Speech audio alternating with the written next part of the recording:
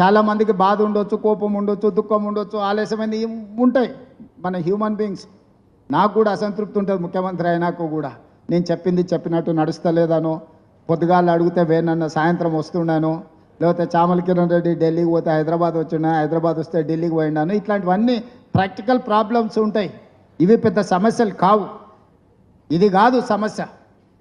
మనం ప్రజలకు ఇచ్చిన మాట నిలబెట్టుకోవడం, రాహుల్ గాంధీ గారిని దేశానికి ప్రధానమంత్రి చేయడమే మన ప్రధానమైన ఎజెండా కింద ముందుకు వెళ్ళాలని తెలియజేస్తూ ఇంతసేపు ఓపికగా ఉన్నందుకు మీ అందరికీ మనస్ఫూర్తిగా ధన్యవాదాలు తెలియజేస్తూ సెలవు తీసుకుంటున్న మిత్రులారా.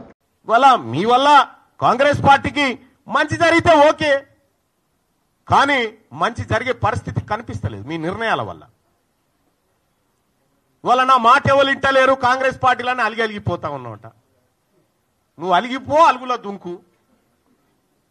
కానీ ఒక మాట చెప్తా ఉన్నా ముఖ్యమంత్రి గారు, ఈ కులగణన విషయంలో కానీ, నా సర్వే నా కథ అది పక్కకు పెట్టండి, ఏది నా సస్పెన్షన్, ఈ కులగణన విషయంలో కానీ, 42% రిజర్వేషన్ల విషయంలో కానీ, 42% వాటా కాంట్రాక్టులు బీసీ కాంట్రాక్టర్లకు ఇవ్వడంలో కానీ, కామారెడ్డి డిక్లరేషన్లో కానీ ఎక్కడైనా బీసీలకు అన్యాయం జరిగితే బరాబరి కొట్లాడతాం. ఇవాళ నేను మాట్లాడడానికి ఏమైనా అడ్డం గురించి అన్ని క్లియర్ చేసి పెడితే. కాబట్టి ముఖ్యమంత్రి గారు ఈరోజు కూడా మేము సూచన చేయదలుచుకున్నాం. నన్ను సస్పెండ్ చేస్తే నాకేం ఇబ్బంది లేదు. ఎందుకంటే తీన్మార్ మల్లన్న గత ప్రభుత్వం మీద కొట్లాడి 100 రోజులు జైలు జీవితాన్ని గడిపినటువంటి వాడిని నేను. ఇప్పుడు నీ పక్క పంటున్న వాళ్ళు ఎవరు జైల్లో లేరో, ఒక కేసు కూడా లేదు వాళ్ళ మీద. అధికారం రాగానే దగ్గరికి వచ్చి కూర్చున్నాడు. మరి మేము ఎట్లా ఊకుంటాం?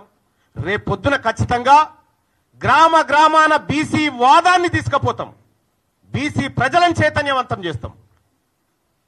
ఇప్పటికే ఎమ్మెల్సీ ఎన్నికల్లో బీసీల సత్తా దాటినం. 50 సంవత్సరాల క్రితం పుట్టిన పిఆర్టీయు, 54 సంవత్సరాల క్రితం పుట్టిన యూటీఎఫ్, నెల రోజుల కింద పుట్టిన బీసీ వాదం ఇలా 5200 ఓట్లు సంపాదించడం, 0 to 5200 ఓట్లు సంపాదించడం అంటే ఇది బీసీలలో వచ్చినటువంటి చైతన్యం. ఇలా మా సోదరుడు ప్రసన్న హరికృష్ణ ఇలా మీ గెలిచేటోళ్ళని వెనక గుంజి కూర్చుండబెట్టాను. మీతో సమానంగా పోటీ పడతా ఉన్నాడు. 125 ఏళ్ల కాంగ్రెస్ పార్టీ చరిత్ర, 40-45 ఏళ్ల బీజేపీ చరిత్రకు ఒక బీసీ బిడ్డ తలగొరి పెడతా ఉన్నాడు ఆడ.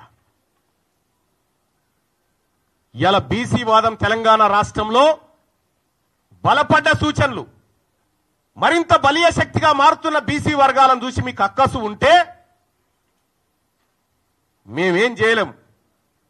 కానీ ఒకటైతే సత్యం, మేమింకా మీ మోచేతి నీళ్లు తాగి బ్రతికే పరిస్థితిలో లేము, ఉండం కూడా.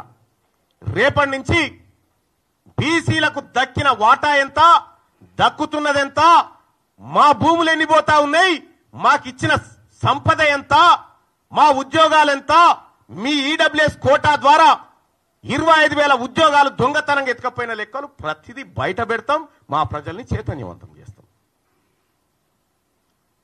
వాళ్ళ తీన్మార్ మల్లన్న సస్పెండ్, ఈ మేమందరం కష్టపడి సాధించినటువంటి కాంగ్రెస్ పార్టీ ప్రభుత్వాన్ని కూర్చోబెట్టి దాంట్లో కుర్చీలో కూర్చొని రేపు పొద్దుగాల కాంగ్రెస్ పార్టీని ఖతం చేస్తేనే నీకు ఇంకోటి అంటే కూడా ఆ పని కూడా చేసిపోతారు మీరు. కానీ ఆ పార్టీ బతకాలని కోరుకుంటున్నాం మేము ఈ ప్రజాస్వామ్య దేశంలో. కాబట్టి సోదరులారా, మేము అన్నిటికీ కూడా రిప్లై చేయడానికి సిద్ధంగా ఉన్నాం. ఈ సోమాజిగూడ ప్రెస్ క్లబ్ నుంచి నేను సవాల్ ఇసురుతా ఉన్నా, కులగణన లెక్కలు తీసుకొని ఎవరు వస్తారో రరి, అవి తప్పని నిరూపించడానికి మీ తీన్మార్ మల్లన్న సిద్ధం.